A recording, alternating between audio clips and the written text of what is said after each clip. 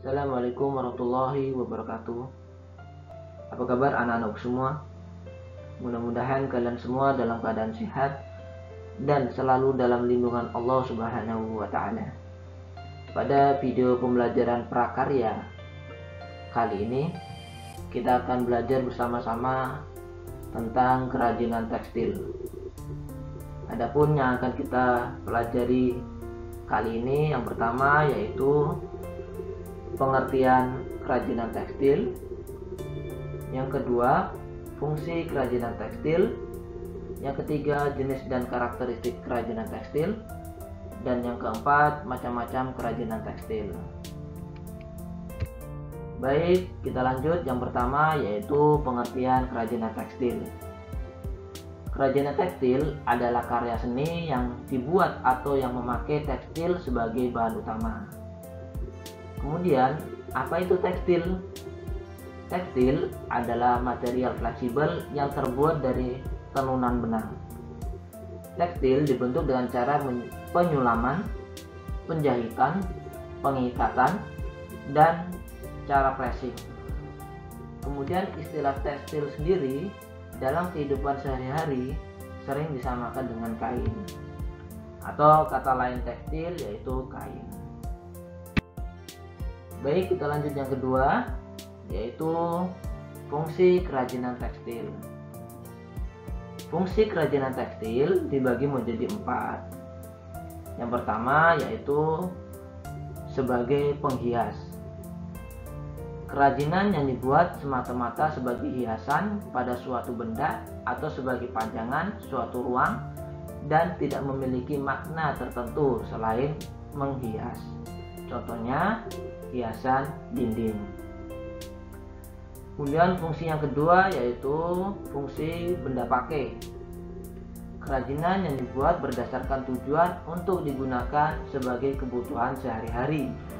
Contohnya yaitu busana, tas, dan aksesoris.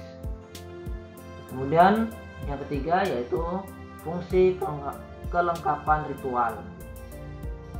Jadi kerajinan yang mengandung simbol-simbol tertentu dan berfungsi sebagai benda magis dan berkaitan dengan kepercayaan dan spiritual.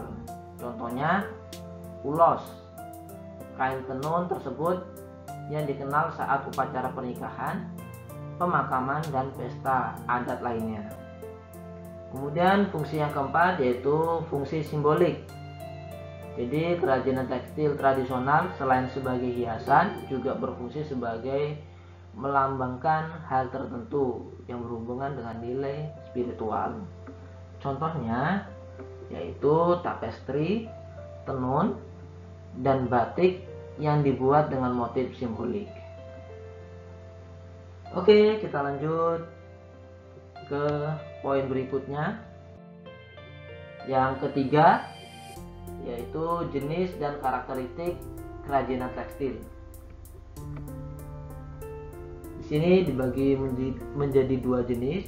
Yang pertama yaitu struktural. Teknik struktural adalah susunan dari garis, bentuk, warna, dan tekstur dari suatu kerajinan tekstil yang dibentuk dari bahan yang dijalin sesuai teknik pembuatan. Misalnya tas yang dibuat dengan teknik rajut. Kemudian yang kedua yaitu dekoratif. Teknik dekoratif adalah sentuhan atau perlakuan yang diberikan pada permukaan busana yang memberikan efek visual dan memperindah penampilan. Misalnya tas kain katun yang dijahit lalu diberi hiasan dengan sulam pita. Kemudian dari kedua jenis ini ada karakteristik dari masing-masing jenis. Yang pertama, karakteristik struktural teknik, yaitu memiliki kecenderungan lebih klasik, unik, rumit, dan detail karena bentuk kerajinan tekstil yang dibentuk langsung saat membuat. Sedangkan karakteristik dekoratif teknik memiliki kecenderungan hanya menghias permukaan sebagai benda. Jadi meskipun demikian, dekoratif teknik memiliki unsur kekuatan memperindah sebuah benda menjadi lebih menarik dan anggun dibanding sebelumnya. Baik, kita lanjut yang berikutnya. Yang keempat yaitu macam-macam kerajinan tekstil. Yang pertama yaitu batik. Batik adalah gambar atau lukisan yang dibuat pada kain dengan bahan lilin dan pewarna, menggunakan alat cutting dan kuas serta teknik tutup atau cap. Batik salah satu kerajinan yang paling terkenal di dalam negeri dan luar negeri.